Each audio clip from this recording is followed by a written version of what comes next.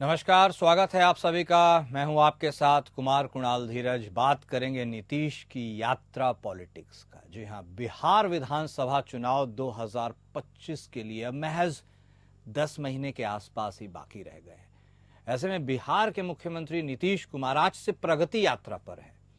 यात्रा का आगाज पश्चिमी चंपारण से हो रहा है। इस यात्रा के लिए प्रशासन ने भी पूरी तैयारी कर ली है। जेडीयू ने एक पोस्टर भी लॉन्च किया है जिसमें लिखा है कि जब बात बिहार की हो, नाम सिर्फ नीतीश कुमार का हो। ये पोस्टर पूरे पटना में लगाए गए हैं। यात्रा पर जिलों में भी यह पोस्टर दिखाई दे रहे हैं। प्रशासन ने सुरक्षा के कड़े इंतजाम स्वाभाविक है किए हैं। मुख्यमंत्री नीतीश कुमार अपनी प्रगति यात्रा पश्चिमी चंपारण से शुरू करेंगे।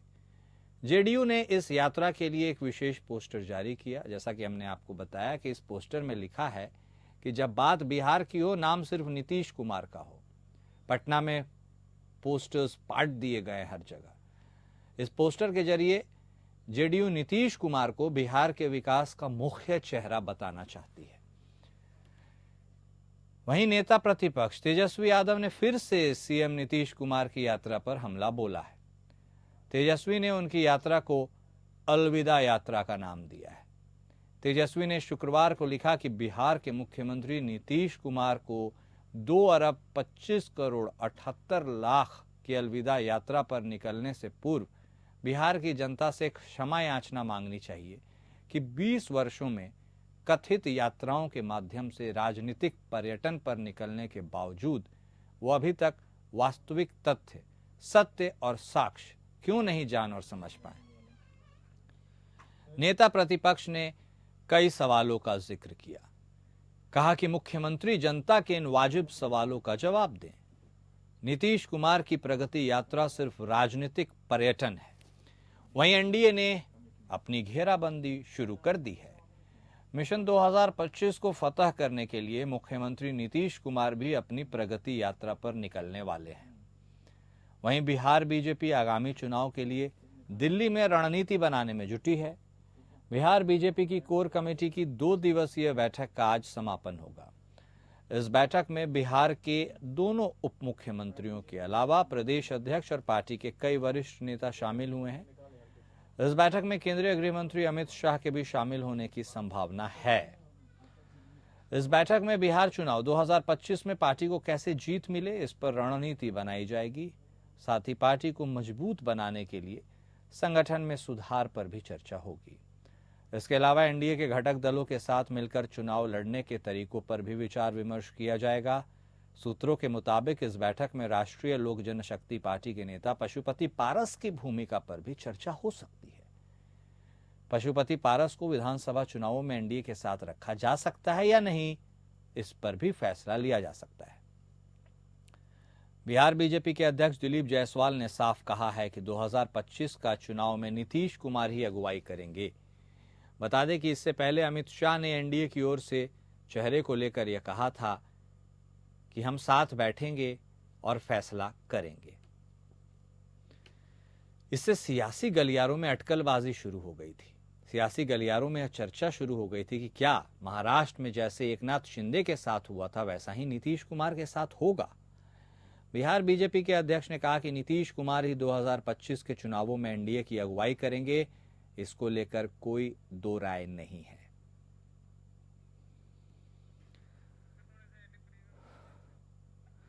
तो सीएम नीतीश कुमार की प्रगति यात्रा को लेकर अब पॉलिटिक्स शुरू हो गई है। बिहार में नेता प्रतिपक्ष तेजस्वी यादव ने सीएम नीतीश की इस यात्रा को आड़े हाथों लिया है। उन्होंने कहा है कि उन्हें जनता से क्षमा याचना मांगनी चाहिए कि उन्होंने जिस राजनीतिक पर्यटन को अपना कोर मुद्दा बनाया और विगत इतने वर्षों से उसके माध्यम से लोगों से वोट लिया है, आखिर उसके बाद उन्होंने किया क्या। एक तरफ हमने आपको बात बताई जनता दल यूनाइटेड की, नीतीश कुमार की, दूसरे तरफ तेजस्वी यादव की, और अब बात भारतीय जनता पार्टी की भी कर लें। भारतीय जनता पार्टी इन यात्राओं से इतर दिल्ली में उनके प्रमुख नेता बैठे हुए हैं। हम बात बिहार बीजेपी की कर रहे हैं। दोनों उप मुख्यमंत्री दिल्ली में यह मंथन कर रहे हैं। आगामी चुनावों को लेकर चर्चा हो रही है। आज उनके 2 दिवसीय इस दिल्ली प्रवास का समापन होना है। ऐसे में यह उम्मीद जताई जा रही है कि संभवतः केंद्रीय गृह मंत्री अमित शाह भी इस बैठक में शिरकत करेंगे। तमाम स्ट्रैटेजीज बनाई जा रही है, एजेंडाज तय किए जा रहे हैं कि कैसे 2025 में बिहार को फतह करना है। हालांकि पोस्टर वॉर अब जारी हो गया है। सीएम नीतीश कुमार ने पोस्टर लॉन्च किया है और इसको लेकर के भी राजनीति अब गर्मा रही है।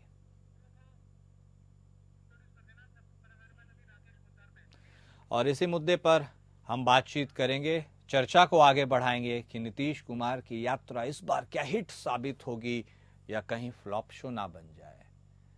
इस चर्चा को शुरुआत करते हैं। हमारे साथ हमारे खास मेहमान जुड़ चुके हैं। हमारे साथ भारतीय जनता पार्टी की तरफ से बतौर प्रवक्ता राकेश पोद्दार साहब जुड़े हैं।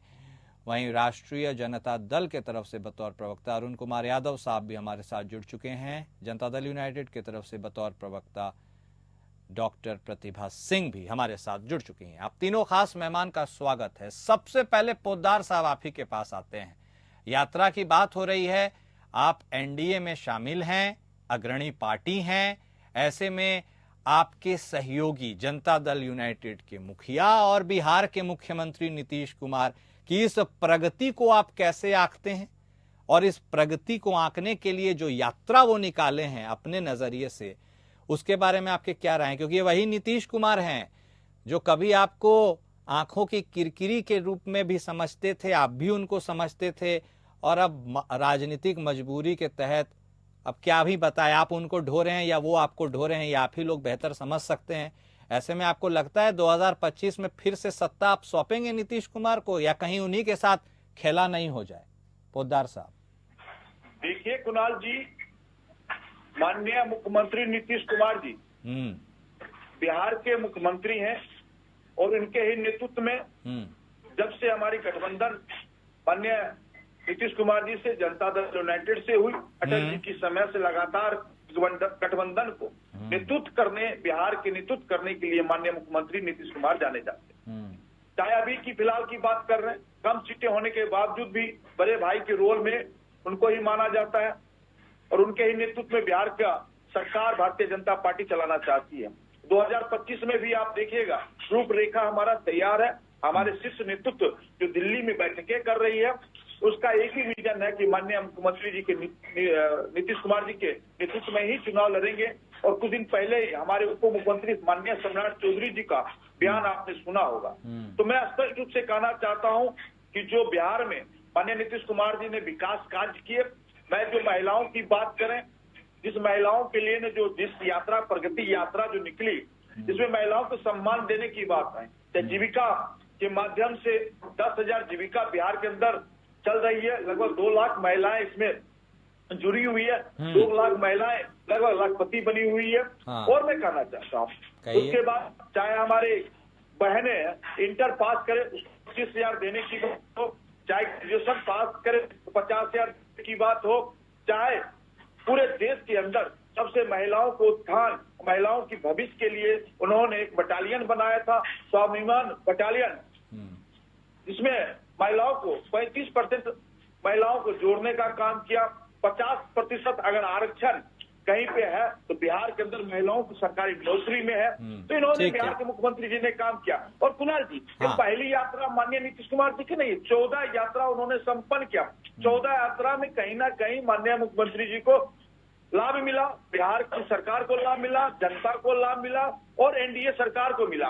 तो नीतीश कुमार जी की पहली यात्रा नहीं है। जो काम करते हैं, जो वादे करते हैं, उस वादे को 5 साल में पूरा करने का लक्ष्य होता है। उस वादे को पूरा करने के बाद जनता के बीच में जाते हैं। और माने कुणाल जी एक चीज और बता देना चाहता हूँ, आज सरकारी नौकरी की बात करें, हमारे सरकार ने 2020 में माननीय नीतीश कुमार जी के नेतृत्व में जब सरकार बनी थी, घोषणा पत्र था कि हम 20 लाख नौकरी देंगे, लगभग 14.5 लाख नौकरी देने का काम भी किया।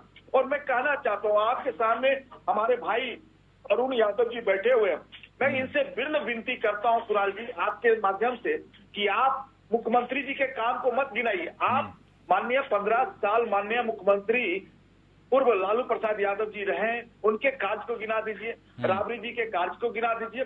माननीय मुख्यमंत्री जी के साथ तेजस्वी जी आए, 18 महीने 17 महीने रहे, उसी कार्य को आप गिनाते हैं। अब अपने कार्य को गिनाइए, अपनी सरकार की उपलब्धियां को गिनाएं। ठीक है पोद्दार साहब, मानना पड़ेगा ये जो प्रेम है ये वाकई दिल से प्रेम है भारतीय जनता पार्टी का, ये राजनीतिक मजबूरियों वाला प्रेम है, क्योंकि ये वही नीतीश कुमार है जिसके खिलाफ आप कितने आक्रामक हुआ करते थे ये भी जमाने में लोगों ने देखा है। खैर, डॉक्टर प्रतिभा सिंह जी भी हमारे साथ जुड़ी हुई हैं। अरुण साहब के पास जाने के पहले उनसे बातचीत कर लेते हैं संक्षेप में। प्रतिभा सिंह जी, नीतीश कुमार साहब के मन में क्या चलता है ये क्या आप भी जान पाती हैं? क्या इस बात का आप आश्वासन देंगी कि आप जानते हैं उनके मन में क्या है? क्योंकि एक पोस्टर की ही बात हुई है तो एक पोस्टर मुझे वो भी याद आ रहा है, जब पोस्टर छपा था नीतीश सबके हैं। तो क्या इस बार लगता है कि भारतीय जनता पार्टी जो उन्हें प्रोजेक्ट कर रही है, नीतीश कुमार भी बिल्कुल समझते हैं कि कब मौका का लाभ लेना है? ऐसे में आपको लगता है जो नीतीश सबके हैं वाला जो पोस्टर था वो प्रासंगिक ज्यादा है, और क्या कोई भी उलटफेर हो सकता है? हालांकि आप अपनी राय भी रख सकती हैं इस यात्रा के ऊपर। प्रतिभा जी। कुणाल जी, जब आपने पोस्टर की बात की तो मैं आपको बता दूं, आपने कहा कि नीतीश सबके हैं इस पोस्टर, तो मैं स्पष्ट कर दूं कि सच्चाई है कि नीतीश कुमार सबके हैं, मतलब पूरे बिहार के नीतीश कुमार है। नीतीश कुमार किसी परिवार के नहीं है, वो उनका पूरा बिहार परिवार है। तो इस पोस्टर का अर्थ यह है कि नीतीश कुमार पूरे बिहार के हैं, पूरा बिहार उनका परिवार है। ठीक। दूसरी बात आपने कही जदयू और बीजेपी के प्रेम की बात, तो ये हमारा स्वाभाविक रिश्ता है। ओके, हमारा स्वाभाविक रिश्ता है, आज से नहीं। एनडीए का गठबंधन पुराना गठबंधन है अटल जी के समय से, और आपने देखा होगा कि हमारी विचारधारा आदरणीय नेता श्री नीतीश कुमार जी कोई आज के नेता नहीं है भाई। ये मुख्यमंत्री 19 वर्षों से, उससे पहले ये कृषि मंत्री रहे, रेल मंत्री रहे, सांसद रहे। तो इनका राजनीतिक अनुभव और उनकी साफ सुथरी छवि कहीं कोई सवाल भी पैदा करता है क्या? अरे इन्होंने बिहार के लिए जितना काम किया पूरे देश में एक मिसाल कायम हुआ है। तो विपक्ष को तो भाई बैठे बिठाए, अब वो क्या करेंगे? वो सवाल ही खड़ा करेंगे। तो नीतीश कुमार जी तो सही बात है कि वो सबके हैं, पूरे बिहार के हैं, हमारे हैं, आपके हैं। और आपने कहा क्या नीतीश कुमार जी के मन की बात को आप जानते हैं कि उनके मन में क्या चल रहा है? हाँ। तो मैं ही नहीं, पूरा बिहार जानता है नीतीश कुमार जी के मन की बात। अच्छा। और उनके मन में जो बात होती है वो ये होती है कि हमें जो काम बिहार की जनता ने सौंपा है, कहाँ कोई कमी रह गई है, उसको कैसे पूरा करें, कैसे बिहार की एक एक जनता को हर तरह की सुविधाओं से लैस कराया जाए, कैसे बिहार को उन्नत राज्यों की श्रेणी में आगे खड़ा किया जाए। तो उनके मन की बात तो बिहार की पूरी जनता जानती है। ठीक है प्रतिभा जी, आपने बात की स्वाभाविक गठबंधन की, विचारधारा की, आपके इंक्लिनेशन की, लेकिन एक इंक्लिनेशन तब भी उसको झटका लगा था जब एनडीए गठबंधन के, जो आप अपने आप को भूमिका मानते हैं, एक इंडिया गठबंधन भी बना है जो अभी खूब चुनौती दे रहा है, और उसके भी संयोजक बनने की भूमिका में नीतीश बाबू ही आ गए थे। शायद इंडिया गठबंधन का श्रेय भी उन्हें ही दिया जाए। बहरहाल हमारे साथ आ रहा हूं आपके पास, अरुण यादव साहब भी जुड़े हुए हैं। यादव साहब, यात्रा के ऊपर इतना बवाल क्यों? यात्रा तो भाई तेजस्वी यादव भी निकालते हैं, तेजस्वी यादव भी यात्रा निकाले थे, कार्यकर्ता जनसंवाद यात्रा, मिलन यात्रा, संभवतः शायद आभार यात्रा, बहुत यात्राएं वो निकाले हैं। ऐसे में नीतीश कुमार भी यात्रा निकाल रहे हैं, तो उसमें कोई दिक्कत है क्या? और क्या लगता है नीतीश कुमार साहब या बाबू के लिए एक ओपन ब्रैकेट छोड़ना चाहिए?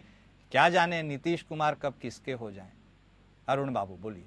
देखिए कुणाल जी, लोकतंत्र में यात्रा पर जाने का, संवाद स्थापित करने का, जनता के बीच जाने का सबों का मौलिक अधिकार, उसकी आजादी, माननीय मुख्यमंत्री जी हों, नेता प्रतिपक्ष हों, या फिर हमारे देश का कोई भी नागरिक स्वतंत्र है यात्रा पे जाने के लिए, संवाद स्थापित करने के लिए।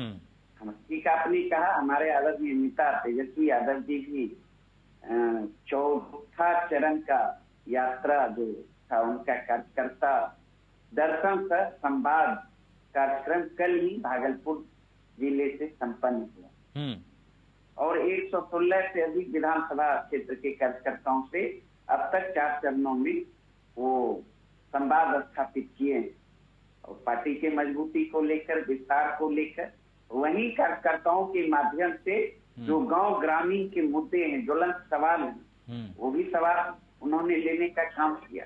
उसके बाद उस अनुरूप उन्होंने रूपरेखा भी बनाई, मैप भी बनाई कि अगर हम सरकार में आते हैं तो हम बिहार वासियों के लिए क्या कर सकते हैं, क्या करेंगे। आपके नेता कह रहे हैं कि नीतीश बाबू को प्रगति यात्रा नहीं, इस यात्रा का नाम अलविदा यात्रा देना चाहिए। मैं वहां भी जा रहा हूँ। पहले तो मैं बता दूं ना, दोनों यात्रा की जिक्र की, इसलिए हम अपने आदरणीय नेता तेजस्वी यादव जी के यात्रा का अभी ना उस संबंध में आपको बता रहे हैं। ठीक है। आपने देखा यात्रा के दौरान ही, जब देखा जनता त्राहिमाम है बिजली बिल से, स्मार्ट मीटर से, तो उन्होंने कहा हमारी सरकार बनेगी तो 200 यूनिट बिजली हम फ्री देने का काम करेंगे।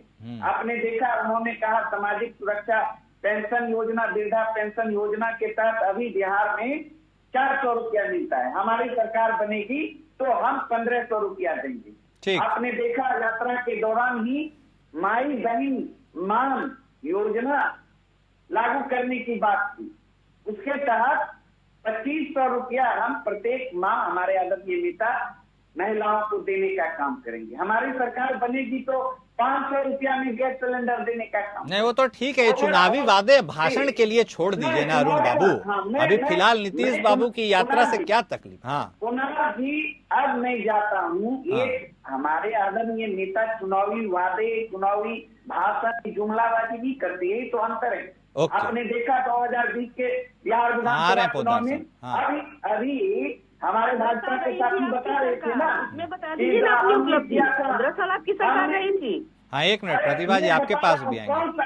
अब समय दीजिए ना, मैं बता रहा हूँ, सुनने धैर्य रखिए। हाँ, बोलिए। कहा 30 लाख नौकरी का वादा किया। 2020 से लेकर 2022 तक एनडीए की सरकार रही, 22 नौकरी नहीं देने का काम किया। तेजस्वी यादव जी ने कहा था 10 लाख नौकरी देंगे, तो वही नीतीश कुमार जी भी कमेंट तंज कैसे थे, कहाँ से नौकरी देंगे, बाबूजी के घर से लाएंगे। आपने देखा बहुत सारी बातें हुई थी, उस पर मैं नहीं जाना चाहूंगा। आपने देखा 17 माह का जो महागठबंधन की सरकार बनी, उस सरकार के मुखिया नीतीश जी थे, उस सरकार में डिप्टी सीएम तेजस्वी यादव जी थे, और अपने प्लान अनुरूप मुख्यमंत्री से काम करवाने का काम किया। 5 लाख नौकरी तेजस्वी यादव जी के प्रण अनुरूप महागठबंधन सरकार ने दिया। नियोजित शिक्षकों को राजकर्मी का दर्जा दिया। ठीक है यादव साहब, मानदेय दोगुना किया। ठीक है। IT policy, tourism policy, sport policy लाने का काम किया। ये काम महागठबंधन सरकार ने किया। 17 साल में कहाँ कर पाई नीतीश सरकार? ठीक है, तो अब लिटमस टेस्ट का हमको दिक्कत कहाँ है नीतीश जी? जल्दी से बताइए दिक्कत कहाँ? सुनिए तो आप सुनिए, सवाल आप करिएगा, वो भी सवाल पूछेंगे तो जवाब। सवाल तो कर रहे हैं कुछ और, आप पूरा मैनिफेस्टो ही समझा रहे हैं। खैर, हम आ रहे हैं आपके पास। पोद्दार साहब भी कुछ बोलना चाह रहे हैं। पोद्दार साहब देखिए, ये आ रहे हैं सर, सबको थोड़ा वक्त देना पड़ेगा ना। अब आप पूरे बात को रखेंगे, व्याख्यान देंगे तो कैसे होगा? 1 मिनट, आ रहे हैं आपके पास, आ रहे हैं। पोद्दार साहब, ये वही नीतीश कुमार है जिसके लिए केंद्रीय गृह मंत्री ने कहा था कोई भी दरवाजे उनके लिए खुले नहीं है, लेकिन उसके बाद ऐसा वक्त बदला कि दरवाजे क्या, उनके लिए तो सरकार के कई मंत्रालय भी खुल गए। आपको लगता है वह एक राजनीतिक मजबूरी है जिनको आप ढो रहे हैं? वक्त आ गया है भारतीय जनता पार्टी को अपने बूते सरकार बनाने की और राजनीतिक मजबूरियों को किनारे साइड करने की? पोद्दार साहब देखिए, भारतीय जनता पार्टी राजनीति नहीं करती है। जिस समय की आप बात कर रहे हैं, उस समय में महागठबंधन की सरकार बिहार में थी, लेकिन उसी दरमियान G20 का पूरे देश में आगमन हुआ। G20 के समय में माननीय नीतीश कुमार जी का हाथ पकड़कर सभी राष्ट्राध्यक्षों से मिलाने का कहा, बिहार के विकास पुरुष से जाने जाते हैं। पटल पे रखा हुआ है, लोगों के बीच में रखा हुआ है, मीडिया के साथी भी जानते हैं। और मैं कहना चाहता हूं कि तेजस्वी सरकार जो यात्रा निकाल रहे हैं, पहले तो उनको प्रायश्चित यात्रा इसका नाम रखना चाहिए। प्रायश्चित, उनके पिताजी के किए हुए कामों को प्रायश्चित करना चाहिए। कितना और अरे दुर्भाग्य लगता है कुणाल जी, जिस यात्रा को माननीय मुख्यमंत्री जी निकाल रहे थे, उस यात्रा के लालू प्रसाद यादव जो हमारे गार्जियन है, उन्होंने क्या कहा कि आंख सेकने के लिए निकल रहे नीतीश कुमार। अरे भैया, हमारी बहन भी मिसाल हुई बिहार में रहती, हमारी बहन रोनिया आचार्य बिहार में रहती है, मेरी माता श्री राबड़ी देवी बिहार में रहती है, और हमारे लालू जी ऐसी बातों को प्रयोग करते हैं कि आंख सेकने के लिए नीतीश कुमार निकल रहे हैं यात्रा पे। अरे लालू जी, पहले तो अपने बेटे को कहिए प्रायश्चित यात्रा निकाले, प्रायश्चित जो आपने किया बिहार की जनता के साथ। और विकास की बात इन्होंने कहा, नौकरी की बात मैंने कहा 15 साल की अपने गुणगान नहीं करेंगे। ठीक, 2021 में आ रहे हैं, आपके पास भी आएंगे, आ रहे हैं। अरुण जी सुन लीजिए, 2021 में विज्ञापन निकाला था एनडीए सरकार ने, जिस नौकरी में आप देने का काम किया उसमें देखा होगा कुणाल जी, माननीय मुख्यमंत्री जी ने अपना पोस्टर लगाया। इनके शिक्षा मंत्री आलोक मेहता जी ने कहा भी, आलोक मेहता जी ने कहा भी कि राष्ट्रीय जनता दल नौकरी देने का काम कर रही है। वहीं पे नीतीश कुमार ने हाथ पकड़ लिया, आप बिहार सरकार की बात करिए। ठीक है, राष्ट्रीय जनता दल का कोई योगदान नहीं है, ये जनता के बीच में है, मीडिया नहीं है, और जनता के बीच में तो अब आप भी जा ही रहे हैं ना प्रतिभा जी। लेकिन एक सवाल यह भी बूट कर आते आता है, ये वही नीतीश कुमार हैं जो कभी बीजेपी को कोसते हैं, ये वही नीतीश कुमार हैं जो कभी कभी आरजेडी को कोसते हैं। दोनों के लिए उनके मन में प्रेम है, दोनों के लिए उनके मन में नफरत भी है। प्रेम भारी होगा, नफरत भारी होगा, बताइए प्रतिभा जी, आगे का रास्ता कैसे तय होगा? नहीं कुणाल जी, देखिए राजनीति में नफरत जैसी कोई चीज नहीं होती है। अच्छा। और ये आपने ये बात नीतीश कुमार जी के लिए कही है। देखिए क्या होता है लोकतंत्र में, और ये दोस्ती और या दुश्मनी जैसी कोई बात नहीं होती है, दोस्ती की बात कहिए। और ठीक है, प्रतिद्वंदी होते हैं एक दूसरे के, तो क्या लालू जी ने कांग्रेस के लिए क्या कहा था वो भी आप बताने का काम करिए ना। लालू जी ने कांग्रेस को क्या कहा था और आज उसकी गोद में जाकर बैठे हुए हैं। तो राजनीति में सब होते रहता है। अरे भाई, ये वही लोग है ना, जिन्होंने बिहार की बेटियों को गाली देने का काम किया। आदरणीय लालू प्रसाद यादव जी जो बिहार के मुख्यमंत्री रहे हैं, उनको लोग जानता है। और आज इस उम्र में मुझे तो लगता है कि वो सिर्फ शारीरिक रूप से बीमार नहीं बल्कि मानसिक रूप से भी बीमार हो गए हैं। जो उन्होंने कहा कि नीतीश कुमार आग सेकने जा रहे हैं, बताइए अपनी बहू बेटियों के लिए कोई इस तरह के आप शब्द बोलेंगे क्या? ठीक, इतना बड़ा नेता जिसका एक नाम हो और वो इस तरह की बात बोलेगा अपने राज्य की बहू बेटियों के लिए? ठीक, आदरणीय नेता श्री मुख्यमंत्री श्री नीतीश कुमार जी की कोई पहली यात्रा तो है नहीं, कई यात्राएं निकाली। काम अपना जो उन्होंने काम किया, जो योजनाएं चलाई, जो सरकारी योजना है, उसका लाभ निचले तबके तक पहुंच रहा है कि नहीं, इसका वो जायजा लेने के लिए, और इसका जायजा वो लेंगे, जवाब जनता देगी। लेकिन अब यादव साहब आपके पास आते हुए आप जो कहिएगा सो कहिएगा, एक सवाल यह भी आपको लगता है कि नीतीश बाबू को, हालांकि मैं आपसे पूछ रहा हूं क्योंकि आप न्यूट्रली चीजों को संभवतः जज करिए क्योंकि आप सरकार में तो है नहीं, आपको लगता है कहीं एकनाथ शिंदे साहब जैसा खेला नहीं हो जाए जैसा महाराष्ट्र में उनके साथ हुआ? नीतीश बाबू को सतर्क रहने की जरूरत है, बोलिए। देखिए, सबसे पहले आपका इन सवाल का जवाब दे दें। हम यह बात क्या, ये तो खुद वो समझ रहे हैं कि मेरा हाल सिंधे से भी बदतर हो रहा है। उस बीच में जो आए थे बीजेपी छोड़कर, यही ना कह रहे थे हमारी पार्टी को समाप्त करने जा रही है भाजपा, हमें समाप्त कर देगी, ये तो देशोरक पार्टी है, संविधान विरोधी पार्टी है। ये डर तो उनको सता रहा है, वहाँ हमें नहीं जाना। अभी हमारी नेत्री जदयू की नेत्री बोल रही थी, हमारे आदरणीय नेता लालू प्रसाद यादव जी को मानसिक रूप से बीमार बता रही थी। अब समझिए कुणाल जी, सदन के अंदर माननीय मुख्यमंत्री जी कहते हैं आजकल लड़की क्या करता है जी, बाहर गिरा देता है। फटक फटक के बीजेपी की विधायिका रो रही थी, वहीं नरेंद्र मोदी जी ने घोर निंदा की। हम मानसिक रूप से बीमार है, कभी पैर पकड़ लेते हैं अधिकारी का, कभी मंच पर जो है। बिहार की बहु बेटियों को उन्होंने कब गाली दिया? बिहार की बहु बेटियों को एक मिनट प्रतिभा जी, एक मिनट, मैं बोल नहीं रहा था, एक मिनट, हाँ बोलिए। महिला है, सम्मान करती हूँ, आप सम्मान चुपचाप सुनिए, मैं तो किसी को डिस्टर्ब नहीं। हाँ बोलिए यादव साहब, बोलिए। 5 साल से 2005 के पहले प्रतिभा जी आप तो कपड़ा नहीं पहनती थी, ये तो आपके माननीय मुख्यमंत्री जी मंच से कहा है, बिहार में महिलाएं कपड़ा पहनती थी जी। अरे भाई, कपड़ा पहनना, ढंग के कपड़ा पहनना, बात को तोड़ मरोड़ के पेश नहीं किया जाना चाहिए ना। वो अच्छे एक मिनट, वो उनकी मानसिक हालत ठीक नहीं है। जहाँ तक आप कह रहे हैं यात्रा की बात, आप बताइए इसलिए आज हमने क्या कहा बिहार के संदर्भ में? बिहार हर मामले में, गरीबी के मामले में, महंगाई हो, बेरोजगारी हो, पलायन हो, अपराध हो, हर मामले में अंतिम पैदान पे खड़ा है। इस स्थिति में 225 करोड़ से अधिक रुपया ठीक यात्रा है। के नाम पर, चाहे पानी के नाम पर आप लुटाने जा रहे हैं गरीब जनता की गाड़ी कमाई, शराब तो उठेगा। आप जाइए ना यात्रा में मिलने के लिए, इतनी गरीब जनता की गाड़ी कमाई लुटाने का अधिकार आपको किसने दे दिया? इसके हाथ में आपको भ्रष्टाचार करने का किसने इजाजत दे दी? ठीक है, अब इन सब सवाल यहाँ सवालों के यदि बात करिएगा ना तो जवाब देने के लिए अब जनता तैयार और बेकरार है। समय का अभाव है, क्षमा कीजिएगा। आप तीनों खास मेहमान का बेहद शुक्रिया हमारे साथ जुड़ने के लिए और अपनी बातों को रखने के लिए। तो बिहार अब चुनावी मोड में प्रवेश कर चुका है, यात्राएं निकल रही हैं। इन यात्राओं के जरिए वहां के लोगों के दिल का रास्ता खोजने की कोशिश की जा रही है। अब देखना दिलचस्प होगा कि बिहार की सत्ता पर आने वाले साल में कौन काबिज होगा, कौन जनता के दिल पर रहेगा और कौन रास्ते पर। मेरे साथ फिलहाल इस खास पेशकश में इतना ही। नमस्कार।